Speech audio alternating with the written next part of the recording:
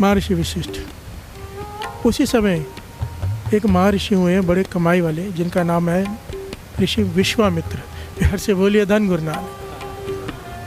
यह इतिहास स्टोरी है, माइथोलॉजी है हमारे सनातन धर्म की। सुन लीजिए, बड़े काम की है। बिहार से बोलिए धन गुरु नानक।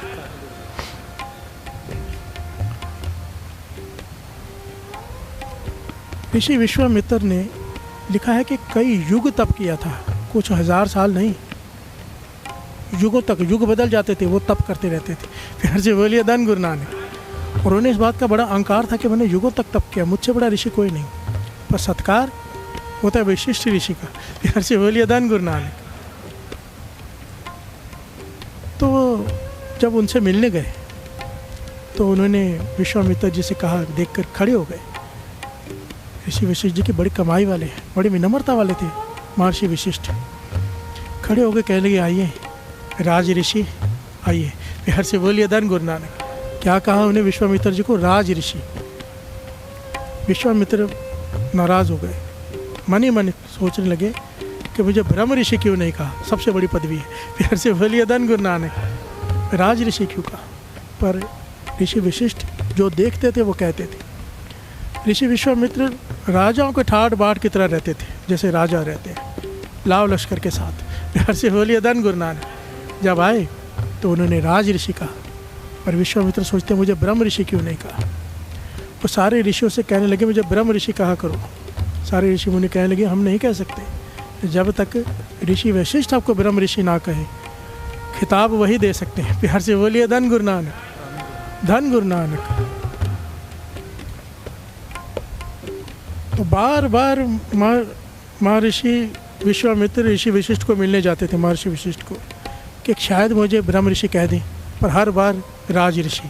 बिहार से बोलिए धन गुरु नानक।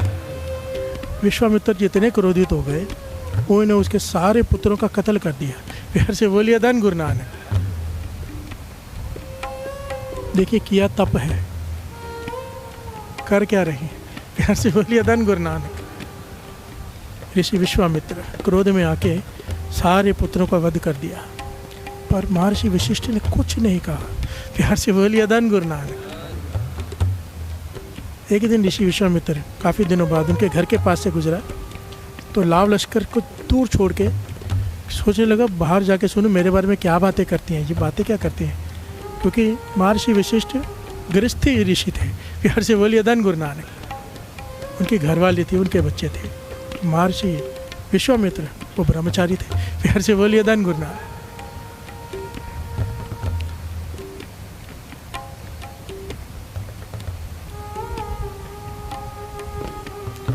महर्षि वशिष्ठ अपनी घरवाली से बातें कर रहे हैं, तो घरवाली पूछती है इस समय सबसे बड़े ऋषि कौन है कमाई, जिनका तप बहुत ज़्यादा है। तो उन्होंने कहा इस वक्त सबसे बड़े तपी अगर कोई है तो वह है महर्षि विश्वामित्र। बिहार से बोलिए धन गुरु नानक। ये सुनते ही विश्वामित्र हैरान हो गए, मैंने इनके सारे पुत्र का वध कर दिया, ये अब भी मेरी तारीफ करने के सबसे बड़ा मैं हूँ। महर्षि फटाफट अंदर चले गए, सामने आके प्रकट हो गए, कहने लगे मुझे बात बताओ कि अभी आपने मेरी तारीफ की। कहने लगे आओ ब्रह्म ऋषि आइए। बिहार से बोलिए धन गुरु नानक। कहते आज मुझे कहा इतने सालों बाद ब्रह्म ऋषि, पहले कह देते तो मैं आपके पुत्रों का वध ना करता क्रोध में आकर, और मैं इतना गलत काम किया आपके साथ, फिर भी आप मेरी तारीफ कर रहे हो। बिहार से बोलिए धन गुरु नानक। पहले क्यों नहीं खिताब दिया ब्रह्म ऋषि का? तो वो कहने लगे पहले तो हमेशा लाभ लक्ष्य के साथ आए हो, इसलिए राज ऋषि का, आज अकेले आए हो, विनम्र होकर आए हो। बिहार से बोलिए धन गुरु नानक। तो विश्वामित्र ने आंखें शर्मिंदा हो गई, सर झुका, कहने लगे मैंने आपके साथ घोर अन्याय किए, बहुत बड़ा पाप हुआ मुझसे, मैं आपको कुछ देना चाहता हूँ। बिहार से बोलिए धन गुरु नानक। ध्यान देना, आज का टॉपिक है सत्संगत। सत्संगत क्या है इसे समझ लो। बाबा नंद सिंह जी ये बार बार समझाते थे, बार बार ये पॉइंट कहते थे कोई ऋषि मुनि हजारों साल उल्टा लटक कर तप कर ले, उल्टा लटक कर, पर मुकाबला नहीं है। प्यार से बोलिए धन गुरु नानक। ये पहले घटना सुन ले।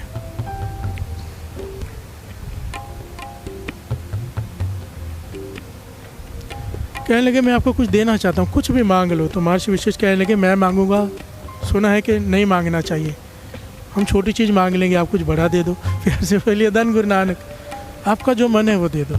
तो महर्षि विश्वामित्र कहने लगे, मैं अपने 100 साल का तप का फल तुम्हें देता हूँ। प्यार से बोलिए धन गुरु नानक।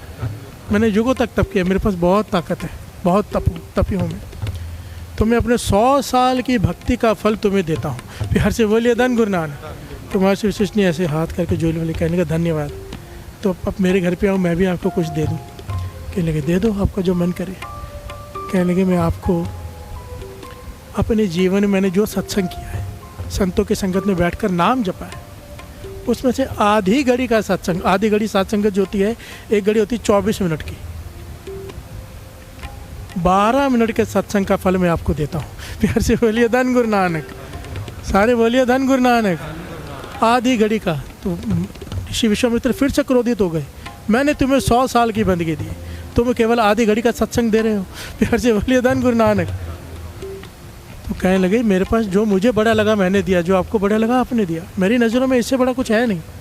कहने लगे, नहीं, तब से बड़ा क्या हो सकता है। आपस में बहस शुरू हो गए।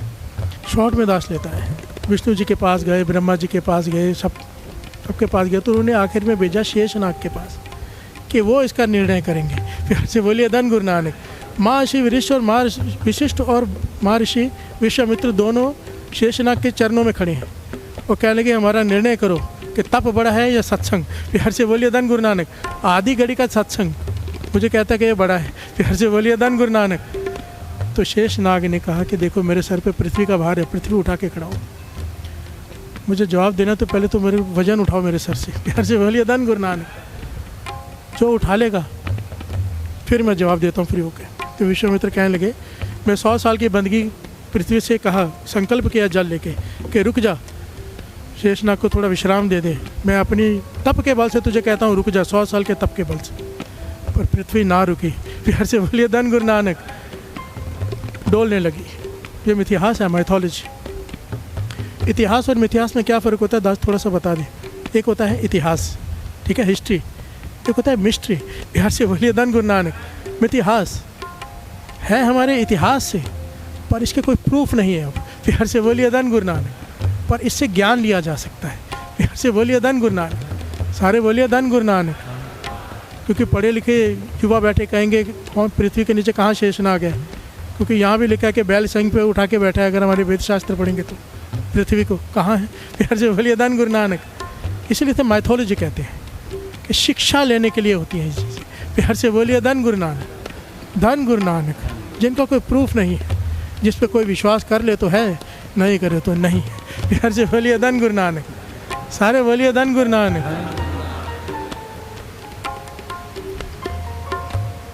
कहा लिखा है कि विश्वामित्र जी ने आस्ते आस्ते अपने सारे युगों का फल दे दिया कि पृथ्वी रुक जा, पृथ्वी नहीं डोलने लगी कि नहीं, शेषनाग उठाएगा तो ही मैं ठहर सकती हूँ।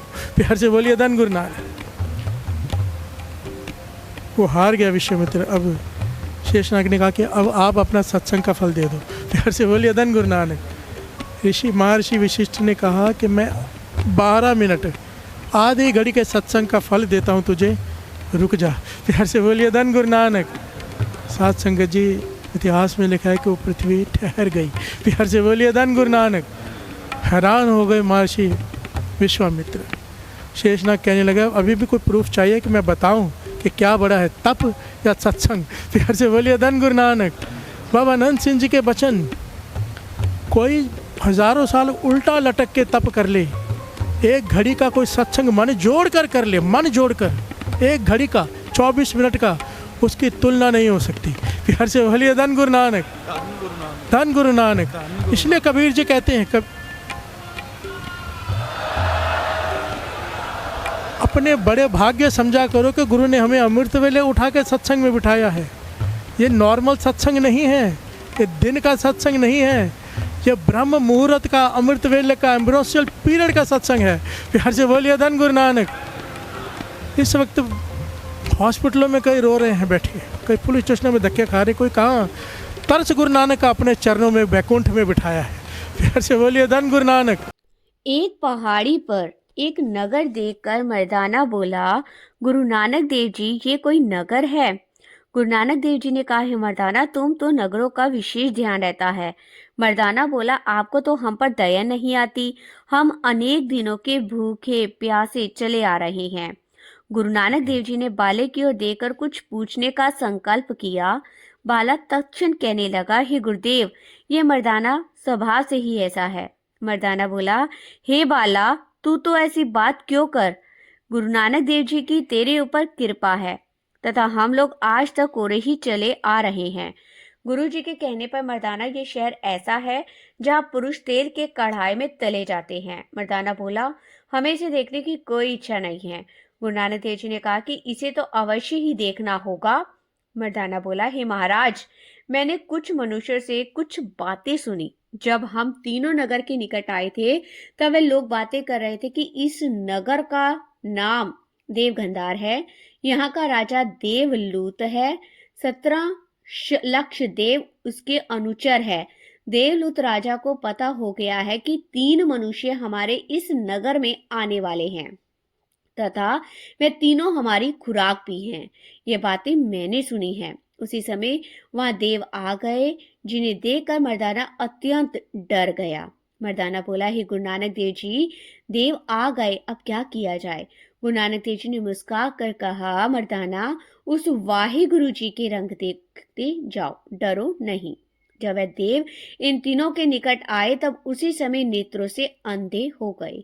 कौतुक यह रहा था कि उनको और भी सभी वस्तुएं नजर आती थी, परंतु गुरु नानक देव जी, मर्दाना, बाला नजर नहीं आते थे। देवों ने अपने राजा को कहा कि हमें तो वहां कुछ नजर नहीं आता। तब दोबारा राजा ने कहा कि जाओ तथा तीनों पुरुषों को ले आओ। जब फिर आए तो फिर अंधे हो गए। इस प्रकार उस राजा ने 7 बार बदल बदल कर दूध भेजे, परंतु सभी का वही हाल हुआ। तब वजीर ने कहा, हे महाराज, मुझे ये मालूम होता है कि वे तीनों नवागत कोई असाधारण पुरुष हैं। वजीर ने कहा कि मैं उसकी सेवा के लिए जाता हूँ।